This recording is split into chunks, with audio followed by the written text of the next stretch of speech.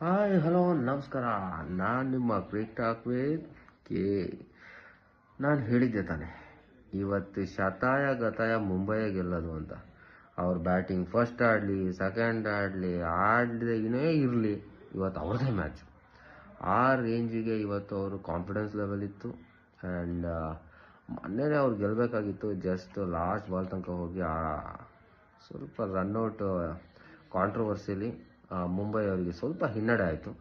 But ಇವತ್ತು ಅವ್ರು ತುಂಬ ಕಾನ್ಫಿಡೆನ್ಸ್ ಆಗಿ ಬರ್ತಾರೆ ಅಂತ ಮೊದಲೇ ಗೊತ್ತಿತ್ತು. ಆ್ಯಂಡ್ ಗುಜರಾತು ಆ್ಯಶ್ ಗಾರ್ಡ್ನರ್ ಒಬ್ಬರ ಮೇಲೆ ಡಿಪೆಂಡ್ ಆಗಿ, ಸೊ ಅವರು ಎಷ್ಟು ಮ್ಯಾಚು ಅಂತ ಒಬ್ಬರೇ ಆಡ್ತಾರೆ. ಸೊ 2 ಮ್ಯಾಚ್ ಕಂಟಿನ್ಯೂ ಆಡಿದರು. ಸೊ ಆವಾಗಲೇ ಪ್ರಿಡಿಕ್ಷನ್ ವಿಡಿಯೋದಲ್ಲಿ ಹೇಳಿದ್ದೆ 10% ಚಾನ್ಸಸ್ ಓನ್ಲಿ ಫಾರ್ ಆ್ಯಶ್ ಗಾರ್ಡ್ನರ್ಗೋಸ್ಕರ ಕೊಡ್ತೀನಿ ಅಂತ.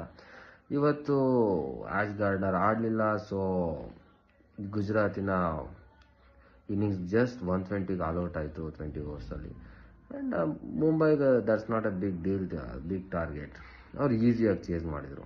ಸೊ ಇವತ್ತು ಸಪ್ಪೆ ಮ್ಯಾಚು, ಏನು ಕಿಕ್ಕಿಲ್ಲ, ಹುಳಿ ಇಲ್ಲ, ಉಪ್ಪಿಲ್ಲ, ಖಾರ ಇಲ್ಲ. ಇವೆಲ್ಲ ಬರಬೇಕಂದ್ರೆ ನಮ್ಮ RCB ಮ್ಯಾಚ್ ಬರಬೇಕು. Let's see.